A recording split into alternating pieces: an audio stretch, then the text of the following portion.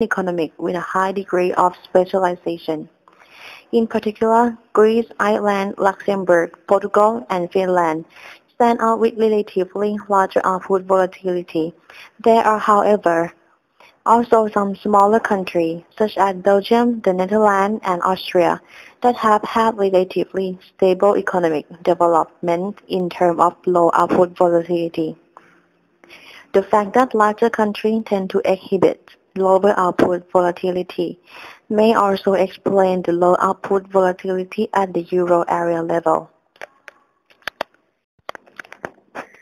To analyze whether these conclusions have been stable over time, the same measures have been calculated for two sub-periods.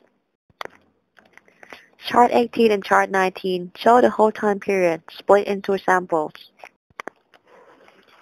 The first embracing the 1970s and the 1980s, and the second spanning from 1990 to 2004. This allows for studying more recent developments, but at the same time, maintaining sufficiently long and representative time period. As can be seen, average output volatility is clearly lower for more recent time period. This observation is consistent with the conclusion drawn previously, namely that dispersion of output gap had declined over time. Looking more into the details of the first period, three countries, namely Greece, Luxembourg, and Portugal, stand out with much higher output volatility than the euro area average. Finland also saw relatively high output volatility. The rest of the euro area countries are clustered within a relative narrow range. Only France is slightly below the standard deviation of the euro area as a whole. As to the second time period, while average volatility was clearly lower during this time period, Finland and to a lesser extent Ireland, Luxembourg, and Portugal showed above average volatility. Overall, it seems that the smaller euro area economies have been more sensitive to external developments, and those with a higher degree of specialization in certain sectors have shown larger output volatility than the largest country. To test further whether these findings are sensitive to change in the sample period, an 8-year rolling standard deviation of the output gap has been computed for every country, and then averaged in both unweighted and weighted terms despite some cyclicality. Chart 20 illustrated that output volatility had exhibited a clear long-term downward path. The findings above thus appear to be robust with respect to the various sample periods. In conclusion, the analysis of business cycle of individual euro area countries points to a decrease in their volatility, measured as a standard deviation of the output gaps of a certain country over a period of time.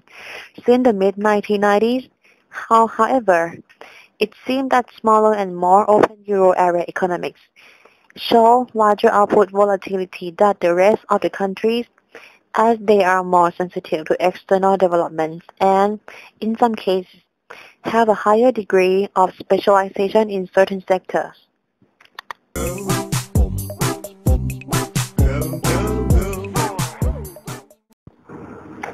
1. The truth of a business cycle occurs when blank hits its lowest point. A. Inflation.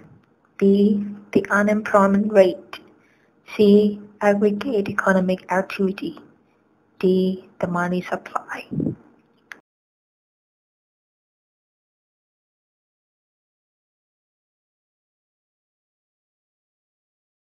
The answer is C. 2. When aggregate economic activity is declining, the economy is said to be in A. A turning point. B. An expansion. C. A droop. D. A contraction.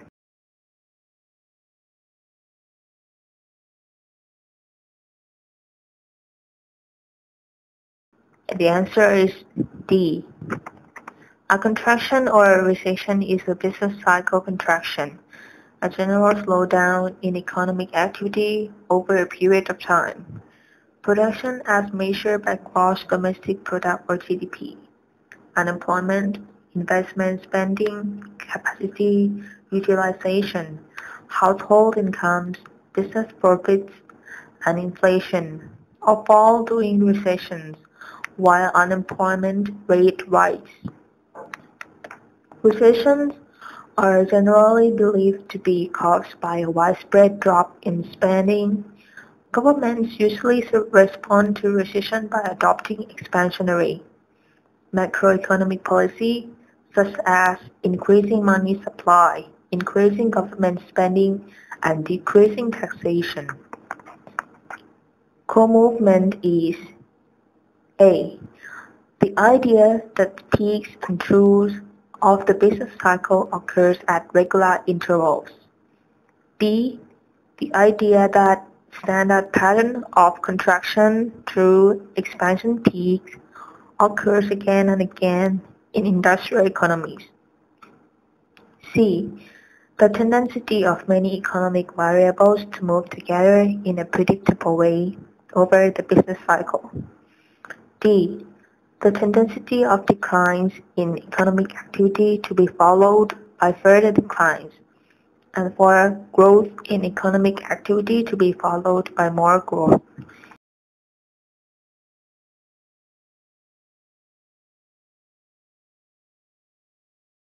And the answer is C. 4. An economic variable that moves in the same direction as aggregate economic activity, up in expansion, down in a contraction, is called A. Procyclical. B. A leading variable. A. Acyclical. D. Countercyclical.